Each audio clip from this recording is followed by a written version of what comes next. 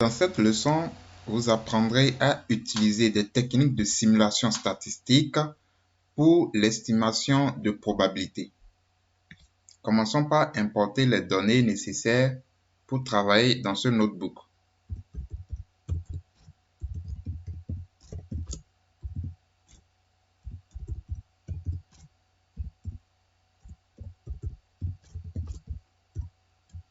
J'exécute. Appelle-t-on simulation? La simulation est une technique qui permet de modéliser des systèmes plus ou moins complexes du monde réel.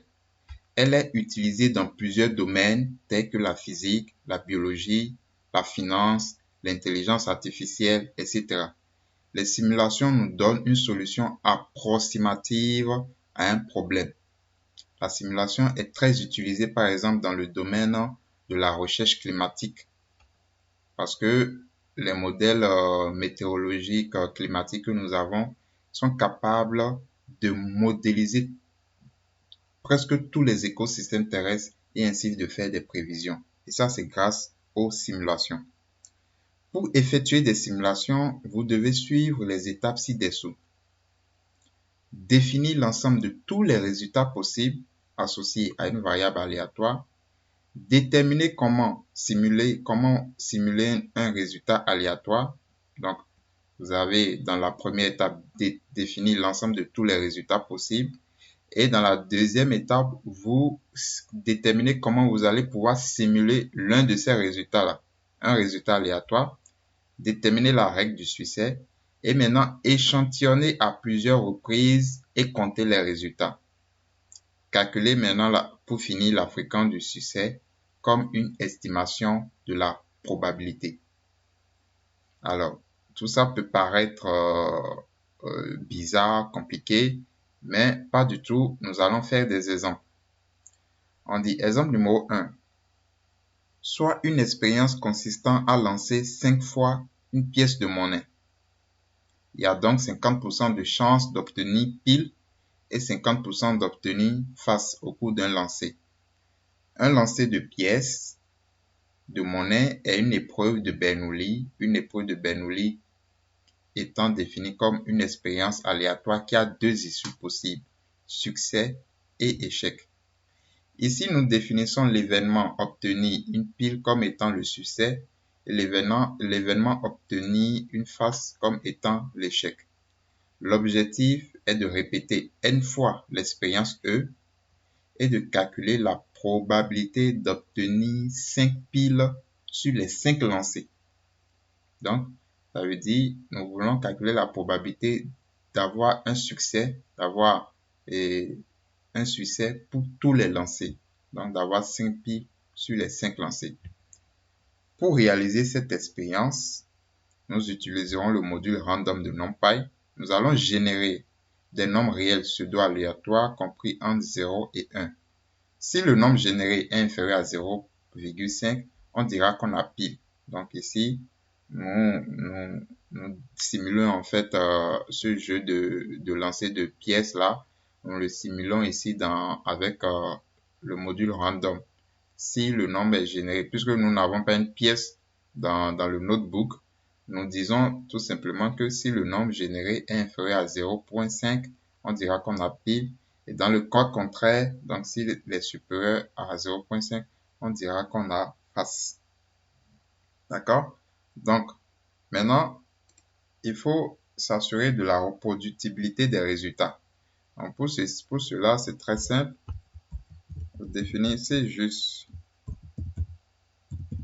random seed, vous lui mettez n'importe quelle valeur que vous voulez, en tout cas que ce soit un entier naturel, un nombre entier naturel, un nombre naturel quoi. D'accord, pas un nombre décimal et vous exécutez. Là, ça veut dire que à chaque fois que nous allons exécuter ce notebook, tant que nous n'avons pas changé le nombre à l'intérieur, les résultats seront toujours le même. D'accord? Maintenant, réalisation d'une expérience E.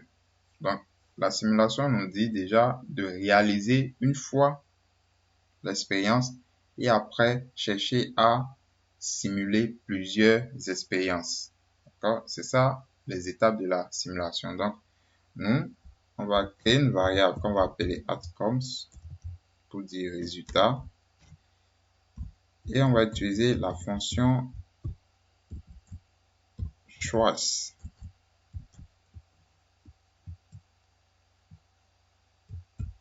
La fonction random plutôt, comme ceci, qui va nous générer.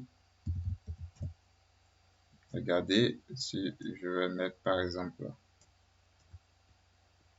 j'affiche print outcome, d'accord? Comme ça, on va voir.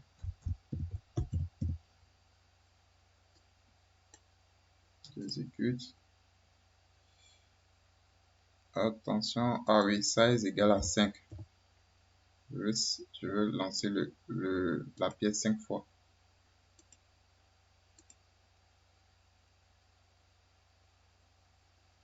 Outcomes. Regardez, 0,23, 0,23, 0,73, etc. D'accord?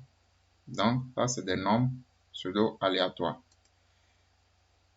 Nous allons afficher le nombre de piles obtenues lors de cette expérience. Donc, ça veut dire le nombre de fois, on va compter le nombre de fois où on a obtenu un nombre qui est inférieur à 0,5. Parce que ça, c'est notre règle du succès.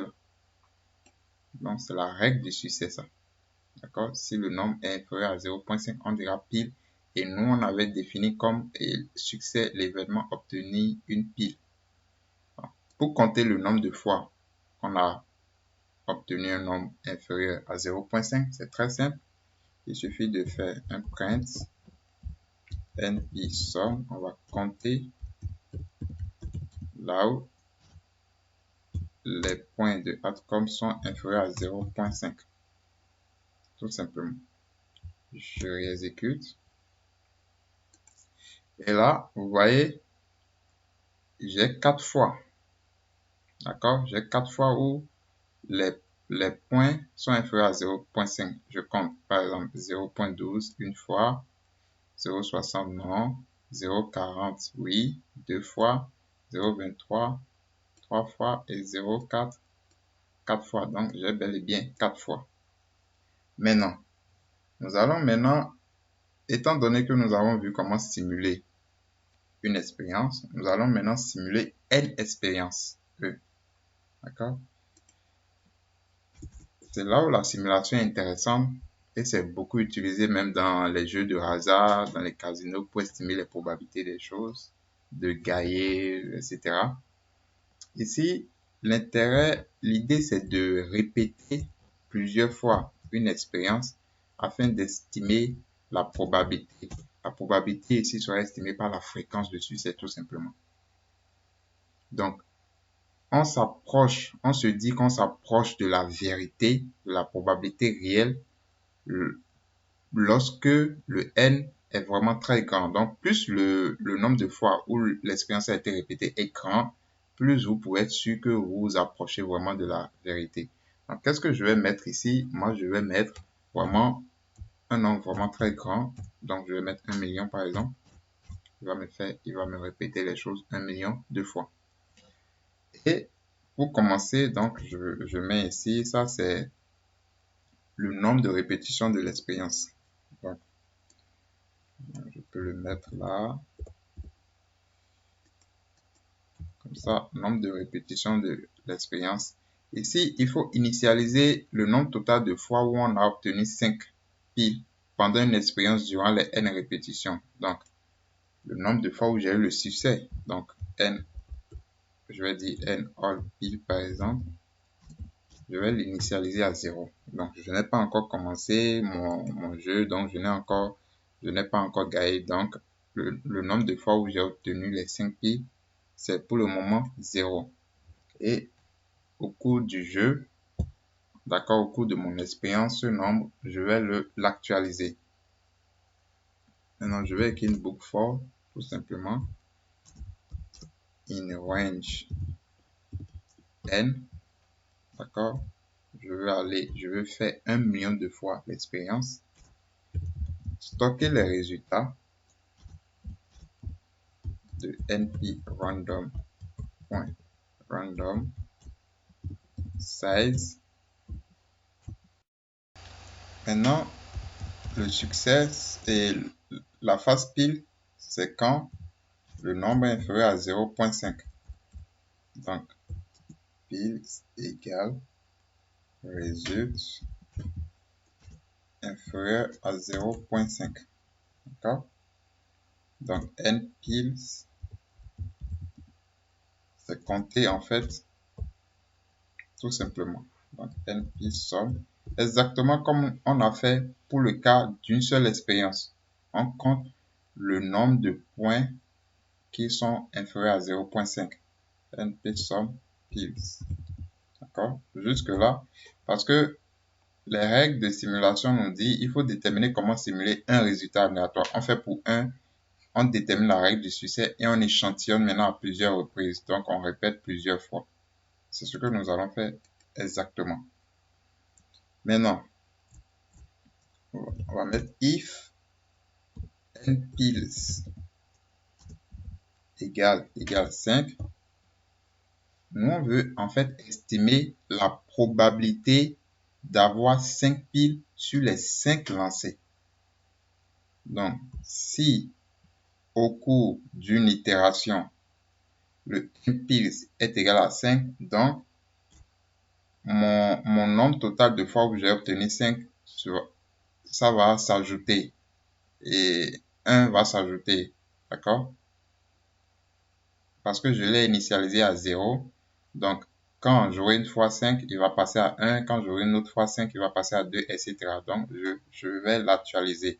Donc je vais dire n all piles égale n all piles plus 1. À chaque fois que j'ai cette condition qui va être évaluée comme étant vraie, le nombre va augmenter de 1. Le nombre total de fois où j'ai obtenu 5 piles va augmenter de 1. C'est ce que ce code-là veut dire. Et finalement, ma probabilité d'obtenir 5 piles sur les 5 lancés, d'accord, serait égal tout simplement à mon n all piles divisé par le nombre de fois que j'ai répété l'opération, l'expérience. Donc divisé par n. D'accord? Et là, je peux afficher la probabilité maintenant. Print la probabilité d'obtenir 5 piles. D'accord? 5 piles sur les 5 lancés est de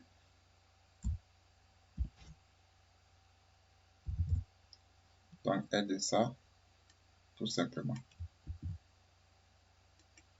Donc ici, c'est une fréquence. On utilise une fréquence maintenant pour estimer la probabilité. Donc si je veux mettre en pourcentage, je fais fois 100 comme ceci. Je mets un pourcentage là. J'exécute. Donc je reprends l'explication du code. Nous voulons déterminer la probabilité d'obtenir 5 piles sur les 5 lancés.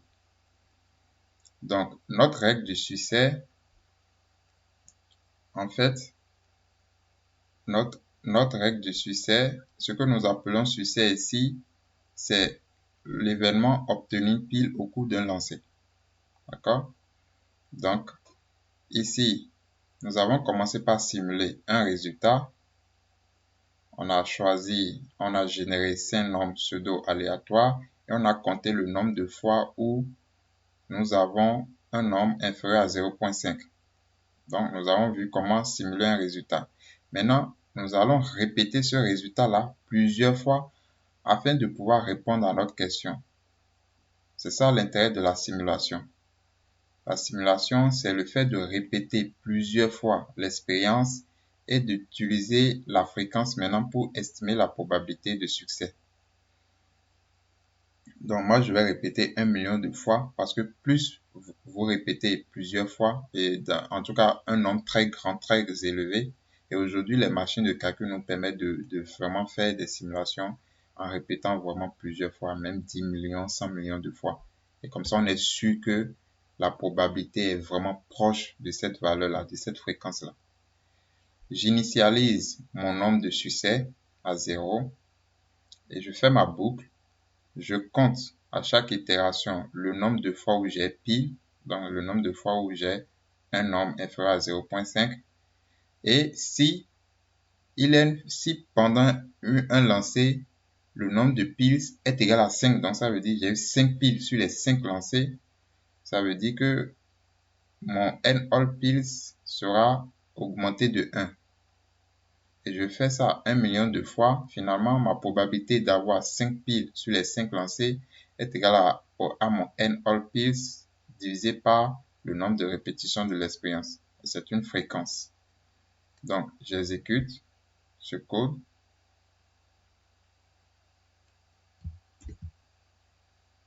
D'accord? Vu que c'est 1 million de fois, ça peut prendre un peu de temps pour tourner. Mais tout compte fait, on aura le résultat. Bien, le code s'est exécuté. Vous voyez que la probabilité d'obtenir 5 piles sur les 5 lancés est de 3,12%. D'accord? Donc, comme vous pouvez vous y attendre, la probabilité d'obtenir 5 piles sur les 5 lancés est très faible, de 3%. Donc, voilà un peu comment vous pouvez utiliser des simulations pour estimer des probabilités. Et c'est exactement la même logique qui est utilisée par les casinos, qui est utilisée en finance, d'accord, lorsqu'on veut faire gérer son portefeuille, lorsqu'on veut faire des investissements en matière de recherche climatique. Donc, c'est ce genre de technique de simulation qui est utilisée pour estimer les probabilités des événements. Parce que les événements, voilà, ne se sont pas encore produits, mais on veut estimer la probabilité que ça puisse se produire. Donc, un casino peut dire, par exemple, la probabilité que en une seule journée, ils vont essayer d'estimer la probabilité selon leur configuration, la probabilité qu'en une seule journée, toutes les machines aient le jackpot. Comme ça, ils vont, forcément en étant casino, ils vont essayer de tout faire pour réduire cette probabilité-là, afin de ne pas perdre de l'argent. Parce qu'un casino, il ne veut jamais perdre de l'argent, il veut toujours prendre l'argent des clients, toujours gagner de l'argent et appauvrir les clients. Donc, je n'ai rien contre les casinos, mais c'est le principe, ça, c'est le business, tout simplement. Donc, c'est ce genre de calcul qu'ils feront pour estimer les probabilités. Et c'est ce que je viens de vous montrer.